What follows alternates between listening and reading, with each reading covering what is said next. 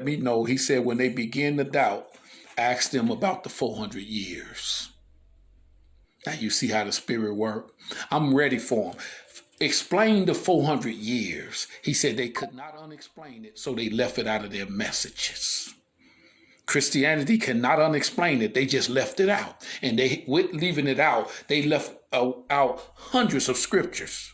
And this is why they're in false teaching. He said they could not unexplain it.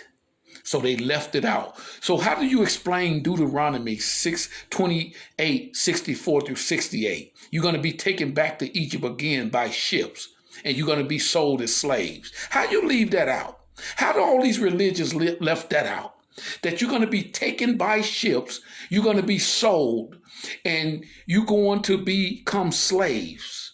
And they're going to put a yoke of iron on your neck. And you look at some of the old pictures, what do they have? The iron on their neck, just as Moses said. And see, because they couldn't unexplain it, just leave that verse out. But there's hundreds they have left out. And that's why I reject all religion and I accept the whole word. And I don't buy that. People saying, well, stuff is missing. Why wouldn't they erase that part? It was there. They just left it out of their twisted narratives. Moses said in Deuteronomy 28, 64 through 68, yes, you're going to be taken to Egypt again if you fail God. He was talking to the Israelites. We are those people. He said, you're going to be taken to Egypt again by ships. Those were the slave ships. And you're going to be afflicted, and you're going to be sold as man servant and woman servant. And nobody's going to buy you. And somebody wrote me recently, said, well, that's not true because he said nobody's going to buy them and we were sold. Devil make people dummies.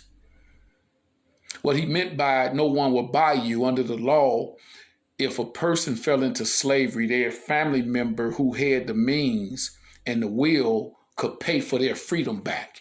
He said, you're going to go into slavery and you're going to serve all that time. Nobody's going to pay for your freedom. This is why Dr. King and all the freedom fighters came, and they did a great work, but it didn't set us free. He said, nobody is going to buy you, meaning nobody's going to pay the price. You're going to have to pay for that whole 400 years, and we did. We paid for the whole 400 years. Most of it was in change, and then the rest was through them. We had to fight for our civil rights. They had the black code, so you had years and years of dealing with that.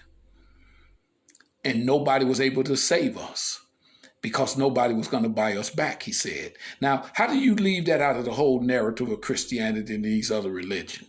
And then how do you explain Jeremiah, the 16th chapter?